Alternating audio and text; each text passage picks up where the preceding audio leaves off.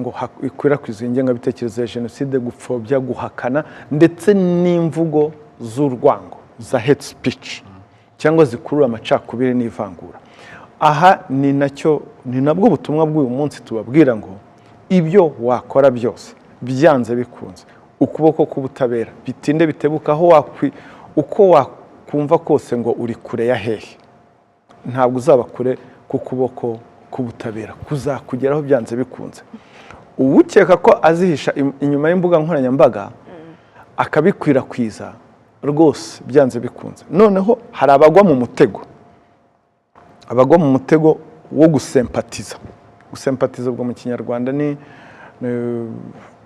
birumvikana gusempatiza.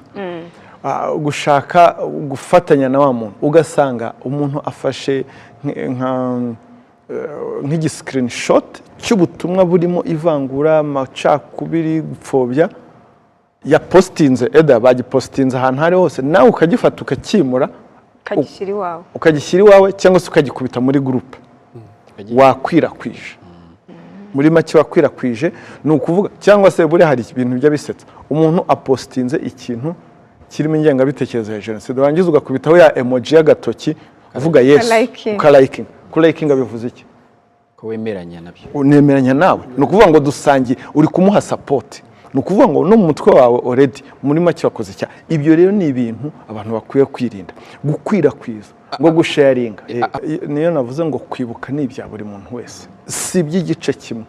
Si ibyo kuvuga ngo ni ibya ordinary citizen, ngo wumve ko niba ukora ahantu runaka ngo ntibikureba. Ngo niba uri umuhanzi, uri umusitari nk'uko biyita, wumve ko bitakureba. Oya. Umwaka washize twabonye abateshutswe bakora ibiganiro kuri TikTok. Ubona rwose byo kwishimisha. Oya. Kwibuka ni ibya twese, ntabwo icyo gihe ari igihe cyo kuvuga ngo ugiye muri TikTok. Umwaka ushize twabonye hariho n'abahanzi bapreferaga kuva mu gihugu bakajya gukorera ubuhanzi ahandi. Ni ukuri icyo ni igikorwa cy'ububwa, ni igikorwa cy'ubugwari. Ntabwo wajya uza gusarura amatunda iki gihugu cyagezeho mu gihe cy'amaho, igihe turi ku rugamba ngo uhunge. Ni ubugwari pe.